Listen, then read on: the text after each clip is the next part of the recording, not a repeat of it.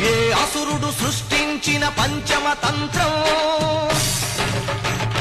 నరజాతిని వంచిన దారుణ కుల మంత్రం, నరకబడిన శంభూకుని శిరం సాక్షిగా, తెగిపడిన ఏకలవ్య బొటన వేలు సాక్షిగా, ముంతల చీపురుల మన దీనగతం సాక్షిగా, ప్రశ్నించిన ప్రతి చోట మహారక్త క్షేత్ర